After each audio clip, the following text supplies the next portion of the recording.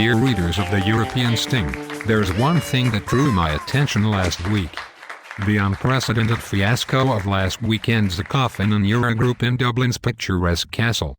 The European leaders dressed up once again and met in the Irish capital last Saturday, aiming to save Europe from its deep crisis. Everything was set. A cold pint of Guinness was on the table of the discussion to make them relax and come to a unanimous agreement on a hot potato for Europe at this moment: how to combat decisively tax evasion in Europe. Even someone who had drunk the entire distillery of Jameson in Dublin would still be able to see the European taxpayers' tons of money floating over the gloomy sky of Dublin as a result of this pointless European summit.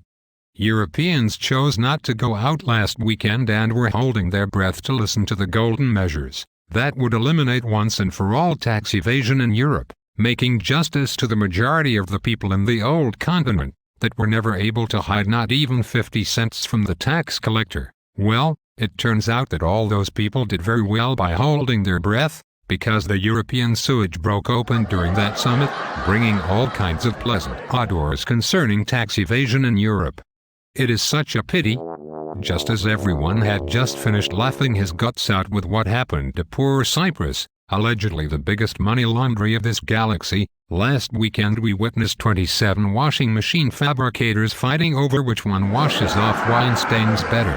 The laundry machine exhibition began with Luxembourg, a very good and trustworthy manufacturer of a 6 kilograms capacity laundry machine, ideal for families, certified with a plus energy efficiency.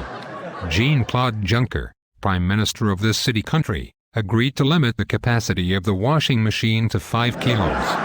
Then, suddenly, it seemed for a moment that everyone would come together to constrain their washing machine's capacity, and agree on a process where European bank accounts would open wide at the tax collector's signal. And just as the people that lost all their money in Cyprus started to feel that they were part of a big European plan against tax evasion, Austria's Minister of Finance stood up and stated that her washing machine leaves no stains and is friendlier to the environment than any other laundry machines in Europe.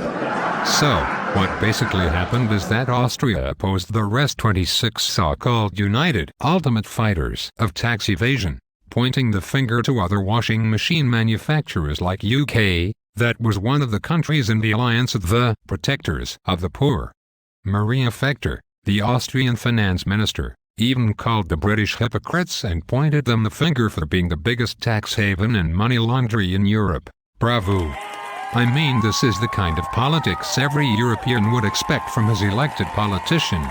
Every time an important step on an important issue is to be made that challenges one member's interests, our politicians will bring to the surface the dirt of other country members, so that the process stops. Oh, my God! This is preposterous. But it is not only that Fekter accidentally admitted that Austria is indeed a laundry machine, only of less capacity compared to the UK. It is the dirt from the sewage that flooded the historical Dublin's castle during those discussions last weekend. That's right, son. Keep your nose peg on now, because the crap tsunami is on its way. After the 8.5 Fekter earthquake, the epicenter being Dublin, that tax evasion was not invented by Cypriots or Greeks is something that the media in Europe have carefully concealed from the average European. There are numerous tax havens in the old continent for all the rich and famous to hide from the state's financial ex. This is very well known by every single one of the visitors that made the Dublin tour last weekend. However, it is a political crime beyond any ethical limit to sabotage a serious attempt to limit the tax evasion phenomenon by accusing each other. That many member states are refugees for tax evaders is true. What is important, though, is to sit together and find ways to limit the activities of these untouchable persons, and bring more money to a European Union that is suffering from crisis. Throwing stones to each other will only result in killing each other. The Ecofin is not a place to play roles and make impression, but a place to make decisions. Whoever cannot participate in this democratic process constructively should go home now and enjoy a Café Viennois in Karntner Strasse. Until next week, join the Hive.